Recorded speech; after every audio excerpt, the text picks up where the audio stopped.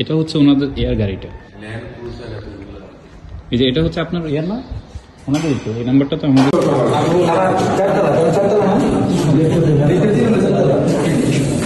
আস্তে আস্তে একটু রাত্রেবেলা তো সবটাই বেশি।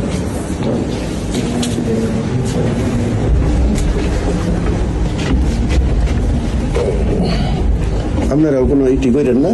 লাইটটা একটু অন করেন।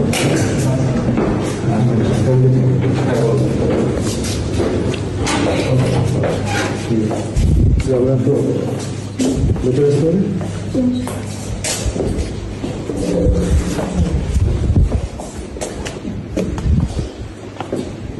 বাসায় কে কে আছে? আমি আমার ভাই আছে।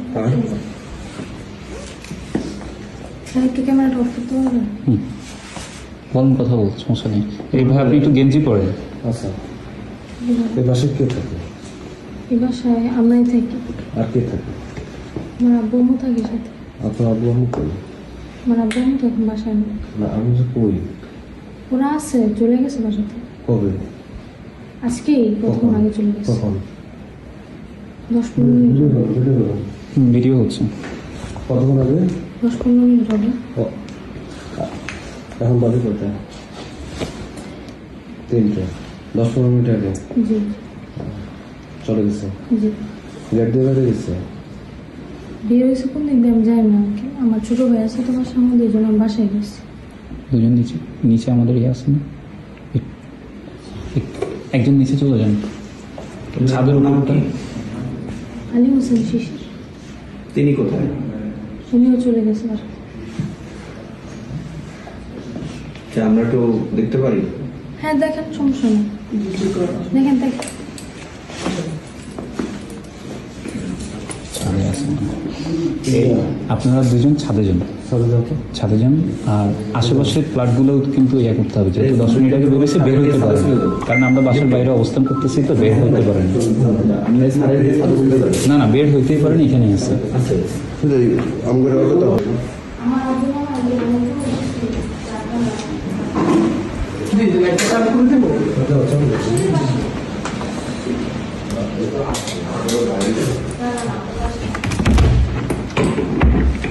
বক্সগুলো তো দেখেন, উপরের বক্সগুলো দেখেন।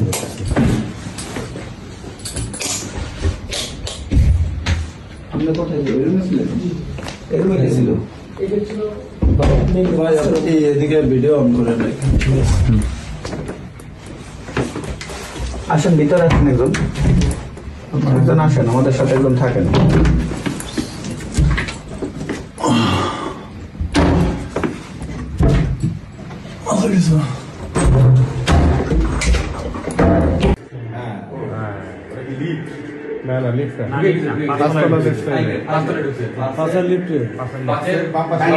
সম্পূর্ণ দায়ভার আপনি। অবশ্যই আমার দায়ভার। ঠিক আছে, যদি ফুটেজ ডিলিট হয় সম্পূর্ণ দায়ভার আপনার। ফুটেজ যদি ফুটেজ না, শুধু সবকিছু হইলে আমার দায়ভার। আমি বাসার কেয়ারটেকার না। ঠিক আছে, ওকে, থ্যাংক ইউ। ঠিক আছে, থ্যাংক ইউ।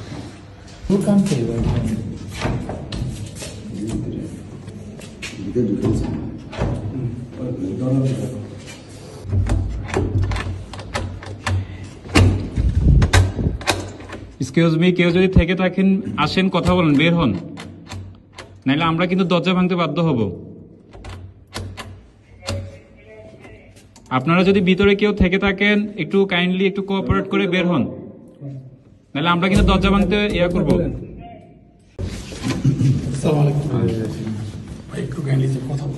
না না, কে? না না, প্লিজ। কে? বলেন কে?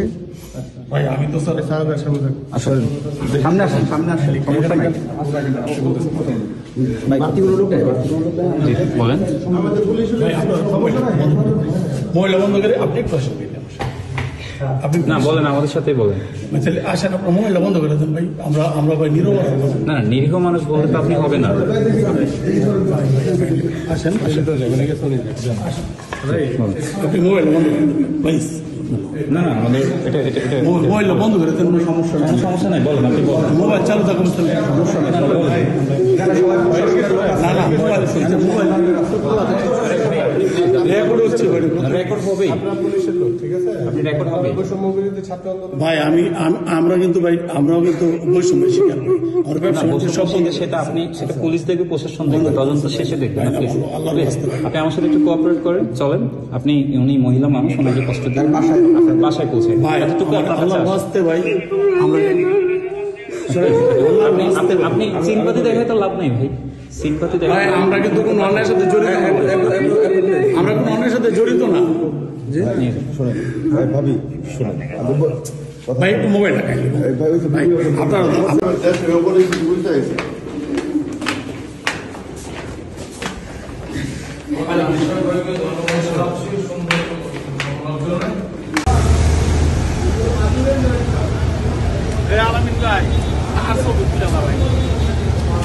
ভাই আমি আপনার বাইরে আছি। বাতরা থানা যে রাখছি, আপনার তো আপনার আবার SSF না না না ভিডিও জাস্ট একটা লাস্ট একটা না না না না এটা তো ভাই একেবারে পার্সোনাল ম্যাটার। আমি ওনার আমি তো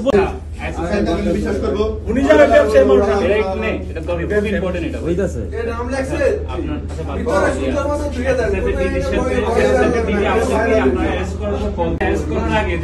হ্যাঁ যেহেতু আমি ওনার বাসায় থাকি, ওনার আমি জানাইছি এইটুকু।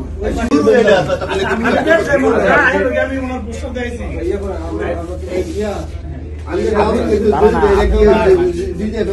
আসসালামু আলাইকুম, আমি একজন আন্দোলনকারী, বৈষম্যবিরোধী ছাত্র আন্দোলন। গতকাল রাতে একটি ইনফরমেশনের ভিত্তিতে আমরা বৈষম্যবিরোধী ছাত্র আন্দোলন স্টুডেন্টরা কে ব্লকের 19 নম্বর রোডের একটি বাসায় আমরা আসি। আমাদের ইনফরমেশনটা ছিল যে আওয়ামী লীগের আলী হোসেন শিশির, যিনি আওয়ামী লীগের কেন্দ্রীয় শিল্প এবং বাণিজ্য বিষয়ক উপকমিটির একজন সদস্য এবং নরসিংদী 1 আসনের থেকে আওয়ামী লীগের এমপি ক্যান্ডিডেট ছিল, এবং তিনি নরসিংদী জেলা আওয়ামী লীগের প্রচার সম্পাদক, এবং তিনি ওনার বিরুদ্ধে কয়েকটি হত্যা মামলা আছে, 4টি হত্যা মামলা আছে, 2টি হত্যা চেষ্টা এবং 2টি হত্যা মামলা। তো পরবর্তীতে আমরা পুলিশের সহযোগিতায়, পুলিশ প্রশাসনের সহযোগিতায় 2 থেকে 3 ঘন্টা আমরা বাসাতে ঘিরে রাখি। পরবর্তী পুলিশ প্রশাসন আসার পরে আমরা বাসাটাতে যাই। যাওয়ার পরে প্রথমে আমরা বাসাটাতে যখন যাই, সর্বপ্রথম অনেক কাহিনী আমাদেরকে করতে হয়, বিভিন্ন জায়গা থেকে দলীয় একটা চাপ থাকে। বিএনপির কিছু নেতাকর্মী ছিল, আমাদেরকে করতেছিল, বা পরবর্তীতে একটা সময় তারা চলে যায়। পরবর্তীতে আমরা স্টুডেন্টরা, বৈষম্যবিরোধী ছাত্র আন্দোলনের স্টুডেন্টরা পুলিশ সহযোগিতায় আমরা বাসার 3 তলার ফ্লোরটাতে উঠি। ওঠার পরবর্তীতে আমরা ওই ফ্লোরে অনেক খোঁজাখুঁজি করেও আমরা তাকে পাই না। তার পরবর্তীতে আমরা সিসিটিভি ফুটেজ আমরা চেক করি, নিচের বিল্ডিংয়ের ম্যানেজারের ওইখান থেকে আমরা সিসিটিভি ফুটেজ চেক করে আমরা পরবর্তীতে 4 তলায় একটা কক্ষতে যাই আমাদের সিসিটিভি ফুটেজ অনুযায়ী। সেখানে আমরা আওয়ামী লীগের সেই নেতাকে পাই।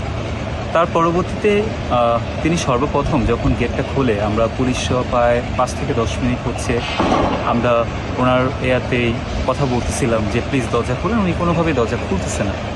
আর উনি মেনলি হচ্ছে ওই দরজা খোলার আগে অবস্থায় ওনার ফোন থেকে, ওনার ফোন অফ ছিল, ওনার মেয়ের ফোন থেকে বা বিভিন্ন জায়গা থেকে কল আসতেছিল, ওনার মেয়ে শুধু বারবার ফোনটা হাইড করতেছিল। যাই হোক, সেটি আমাদের দেখার বিষয় না। আমরা তাকে যখন আইডেন্টিফাই করতে পারি, ওই বাসাটার মধ্যে ছিল, কনস্ট্রাকশনের যে বিল্ডিংটা ছিল ওইখানে ছিল উনি। পরবর্তীতে আমরা ওনাকে অনেকবার চেষ্টা করেও, তারপর পরবর্তী একটা সময় আমরা যখন ভিতরে ঢুকতে পারি, পুলিশ প্রশাসনের সহযোগিতায় যখন রুমটার দরজা খোলা হয়, উনি কলে কথা বলা অবস্থায়, যেটা একটু পরে আপনারা কমেন্টের ভিডিও লিঙ্কে আমি ভিডিও দিয়ে দিব, আপনারা সেখানে দেখতে পারবেন। তো উনি ডিরেক্ট আমাকে একটা কল ধরায় দেয়, আমাকে এবং পুলিশের যে দায়িত্বরত কর্মকর্তারা যারা ছিলেন তাদেরকে কল ধরায় দেয় এবং একটু কথা বলেন। তো আমি ডিরেক্ট বলতেছি আপনার কোনো কল ধরা হবে না, প্লিজ আপনি একটু কলটা রাখেন, আপনার সাথে কথা আছে, আপনি একটু থানায় চলেন। পরবর্তীতে উনি আমাকে ওইখানে রানিং অবস্থায় বর্তমান এসএসএফের ডিজি, তার ব্যক্তিগত পিএস ডিজি, উনি আমাকে কল দেন। কল দিয়ে হচ্ছে আমাকে না, দারোয়ানের নাম্বারে কল দেয়। দারোয়ানের নাম্বারে কল দিয়ে আমার সাথে কথা বলতে চায়। প্রথমে আমার পরিচয় জানতে চায়। দারোয়ান আমার পরিচয় না জানানোর পরে উনি পরবর্তীতে কোনো না কোনো সম্ভব কোনো মাধ্যমে উনি আমার পরিচয় নিশ্চিত করে আমাকে বলতেছে, আলামিন ভাই, উনি ওনার পরিচয় দিল। আমার নামটা উনি কীভাবে জেনেছে আমি সেটা অবাক হয়ে গেছি, কীভাবে উনি আমার নামটা জানলো। পরবর্তীতে উনি যখন আমাকে বলতেছে, উনি আমাকে অনেক স্পেশালি রিকোয়েস্ট করতেছে, দেখেন ওনার জন্য ওনাকে কোনোভাবে ছেড়ে দেওয়া যায় কি না। তো আমি বললাম দেখেন আমি আমার দায়িত্ববোধ থেকে নৈতিকতার দিক থেকে আমি কখনো ওনাকে ছাড়তে পারি না, কারণ একটা আওয়ামী লীগের হত্যা মামলার আসামিকে আমি কীভাবে ছেড়ে দিই, আমি কোশ্চেনটা ওনাকে করি। তারপরে উনি বিভিন্ন মাধ্যমে উনি কথা বলে, বাট আমি স্ট্রেট ফরওয়ার্ড স্পষ্ট ভাষায় আমি ওনাকে জানিয়ে দিই যে দেখেন আমার এখানে আসলে আমি কোনোভাবেই আমি এই জিনিসে আপনারা যা করতেছেন এটাও কিন্তু একটা ক্রাইমের মধ্যে পড়ে, কারণ একজন হত্যাকারীকে আপনি বাঁচাতে এসে এখন আর আপনি এমন একটা গুরুত্বপূর্ণ দায়িত্ব থেকে আপনি আপনার পক্ষ থেকে আমি এই কলটা কখনো আশা করিনি। তো উনি আমার সাথে প্রায় 34 সেকেন্ডের মতন কথা বলে। পরবর্তীতে এসএসএফের ডিজি পিএসসি নাম্বার থেকে আবার আমার সাথে যোগাযোগ করে, ওনারও সেম তদবির। আমি স্পষ্ট ভাষায় ওনাকেও আমি সেম বলি যে দেখেন আমি কোনোভাবেই এটা আমি করবো না, আমি ওনাকে পুলিশ প্রশাসনের মাধ্যমে আমরা যেহেতু আছে আমরা পুলিশ হস্তান্তর করে দিব, এটাই আমাদের। পরবর্তীতে আমি যখন ওনাকে নিয়ে নিচে যাই, এর পরবর্তীতে ওইখানে ফোনে আরও 2টা কল আসে। সরকারি উচ্চপদস্থ সেনা অফিসার একজন মনে হয় ব্রিগেডিয়ার জেনারেল, কোনো একটা ক্যান্টনমেন্ট কলেজে আছে, ঢাকা ক্যান্টনমেন্ট পাবলিক কলেজে অথবা অন্য কোনো একটা ক্যান্টনমেন্ট কলেজে, ঢাকা ক্যান্টনমেন্টের মধ্যেই উনি তখন আসে। উনি আসার পরে হচ্ছে উনি কল দিয়ে আমাকে সেম ওই যে পিএসের মতন তদবির করতে বলে। উনি তদবির করে পরবর্তীতে যখন আমি ওনার তদবির আমি স্পষ্ট ভাষা ওনাকেও জানিয়ে দিয়েছি যে দেখেন এর আগেও 2জন আমাকে কল দিয়েছে, তো আমি আপনার পরিচয়টা আগে একটু কনফার্ম হই। তো উনি ওনার পরিচয় দেয়, লেফটেন্যান্ট কর্নেল নাকি ব্রিগেডিয়ার জেনারেল, হয়তো আমার মনে পড়ছে না, বাট ওইরকম কিছু একটা পরিচয় দেয়, প্রিন্সিপাল পরিচয় দিয়ে ওনাকে বলে যে হচ্ছে ওনাকে ছেড়ে দিতে। তো আমি বলছি আপনি কি জানেন উনি একজন হত্যা মামলার আসামি? তো সেটি জেনেও ওনারা আমার দিক থেকে আমাকে যথেষ্ট রিকোয়েস্ট করেন, বলতেছে আলামিন ভাই একটু একটু ছেড়ে দেন। তো আমি কোনোভাবে ওনাদের কথায় রাজি হচ্ছিলাম না। তো বিভিন্ন নাম্বার থেকে আরেকটা নাম্বার থেকে কল আসে, হয়তো বা ওটা ডিজিএফআইয়ের হয়তো বা কোনো গোয়েন্দা সংস্থার নাম্বার থেকে, সব দারোয়ানের নাম্বারে কলটা আসতেছিল। তো উনি সেম হচ্ছে আমার সাথে আবার কথা বলতে চায়। তো পরবর্তীতে আমি আসলে এত পরিমাণ কল আসছিল পুলিশ প্রশাসন, এবং ওরাও আসলে হয়ে যাইতেছিল, ওরাও আমাকে বারবার করে ওরাও হয়ে যাইতেছিল যে জিনিসটা আসলে কোন দিবা, ওনারাও তখন জিনিসটা বুঝতে পারছে যে আসলে হচ্ছেটা কি।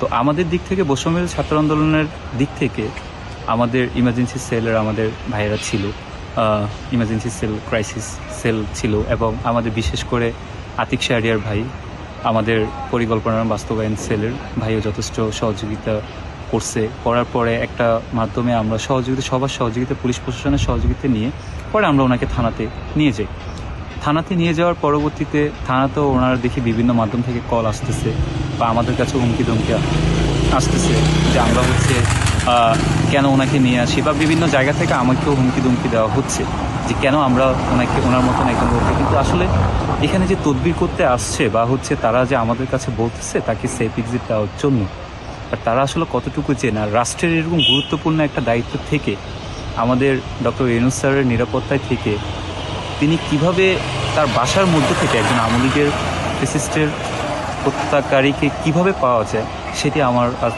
প্রশ্ন। আর আমার আরেকটি প্রশ্ন হচ্ছে যে এই সরকার ডক্টর ইউনূস কতটুকু নিরাপদ, ওনার যে ডিজি এসএসএফের দায়িত্বে আছেন, তা আমাদের ডক্টর ইউনূস স্যার কতটুকু নিরাপদ ওনার কাছে? অভিযান শেষে যখন পুলিশ ওনাকে নিয়ে গেল আওয়ামী লীগের নেতা, তারপর র্যাবের কে আসছিল? ওনার নাম তো আমি জানি। র্যাবের আসার পর উনি কি জিজ্ঞাসাবাদ করছে আর কি জিনিস নিয়ে গেছে? সিকিউরিটির লোক আসছে, এসে আমাকে জিজ্ঞাসাবাদ করছে যে কি হয়েছিল। আচ্ছা, উনি কি র্যাব কি ড্রেসে আসছে নাকি ড্রেস ছাড়া আসছে? ইউনিফর্মে আসছে। ইউনিফর্মে কি গাড়ি নিয়ে আসছিল? হ্যাঁ, গাড়ি নিয়ে আসছে। কয়জন আসছিল এক গাড়িতে? স্যার গাড়িতে কয়জন আসছে জানি না, ভিতরে আসছে 3 জন। ভিতরে আসছে 3 জন। ওকে, জিজ্ঞাসাবাদ করে চলে গেছে যে কি হয়েছে? উনি কি সিসিটিভি চেক করছে? না, কোনো কিছু চেক করে নাই। সিসিটিভি নাকি নিয়ে গেছে, একটু আগে আমাকে বললেন। কখন আপনারা বলেন? ও সিসিটিভি জাস্ট চেক করে চলে গেছে? না, আমার সাথে কথা বলেছে। আচ্ছা, ঠিক আছে, আচ্ছা ঠিক আছে, ওকে। আমি হচ্ছে ফ্ল্যাট মালিককে ফোন দিচ্ছি। ফ্ল্যাট মালিক কে? ফ্ল্যাট মালিক হচ্ছে মাহবুব সামর চৌধুরী, মেজর জেনারেল। জি। উনি এখন বর্তমানে কোথায় আছে? উনি এসএসএফে আছে। এসএসএফে আছে, ডিজি। জি। ওনার পিএস কে ফোন দিয়ে আপনি কি বলছেন? 3 মিনিট কি কথা বলছেন? আমি ওনার পিএসকে ফোন দিয়ে বলছি যে পুলিশ আসছে আপনার ফ্ল্যাটে, আর হচ্ছে আমি তো তখন আপনাদেরকে জানি না, আমি পুলিশ জানি। আর আপনার পিএসটা আমার ফোনও কথা বলছে, আমার সাথে কথা বলছে, আমাকে তদবির করছে ওনাকে ছেড়ে দেওয়ার জন্য। যাক, আপনি একটু ফোনটা আমাকে একটু বাইর করে দেখেন, একটু ফোনটা একটু করুন। স্যার ফোন তো আপনি নিলেন। আসসালামু আলাইকুম স্যার, ওনারে তাড়াতাড়ি বেরোয় যেতে বলেন স্যার, উনি যেতে চাচ্ছে না, ওনাকে কোথায় নিয়ে যেতে পারে? স্যার আপনি আচ্ছা, আস্তে আস্তে, আমি বলি please, না না, please, আমি please. এই কথাটা তো অন্যরকম শোনাচ্ছে। না না, আমি এগুলো আপনাকে এক কথা স্যার, দেখলে আমি আপনার- জানি, আমি আপনাকে ইয়ে করতেছি। আমি আপনাকে বলি একটু দাঁড়ান, একটু দাঁড়ান, হচ্ছে, প্লিজ আমি আমাকে একটু। যখন আপনাদের সাথে যাইতে যাচ্ছিল না তখন আমি ওনাকে আচ্ছা, না বলছি। না ঠিক আচ্ছা, আছে, ওটা সমস্যা নেই, বুঝতে পারছি, সমস্যা নেই। আর র্যাব থেকে যে আসলে এটা ওনাকে আপনি বলেন নাই? কাজ করতে দেন, নাইলে কিন্তু ইয়ে করেন না, ঝামেলা করেন না। প্রিন্সিপাল ক্যান্টনমেন্ট পাবলিক, উনি কল দিয়েছিল আমাকে। আমি আপনাকে কল দিচ্ছি। উনি ওই যে আপনার ফোনেই তো কল দিয়েছে। হ্যাঁ, উনি হচ্ছে ভাড়াটি এখানকার। এটা আগের। আগে বাদ দাও না, না, দাঁড়াও। এটা ঢুকে দেখো কে কে আছে। ওই যে 1টা থেকে শুরু হয়েছে। বিশ্বাস নাকি চলে গেছে, মেসেজে জানান আমাকে ডিজিএস পিএস কল করবে, রিসিভ করবেন অলওয়েজ। ট্রিভিয়ালি শিশির। ছবিটা নাও। এটা কি উনি তো? শিশিরই তো। এটা তো ওই যে যারা গ্রেপ্তার করছে। ঠিক আছে। তারপরে এই যে দেখো, এই যে বাবুল হোসেন 6B, রাখো রাখো রাখো, এগুলা বারাটিয়া। তারপরে এই যে সার্জেন্ট পিএস।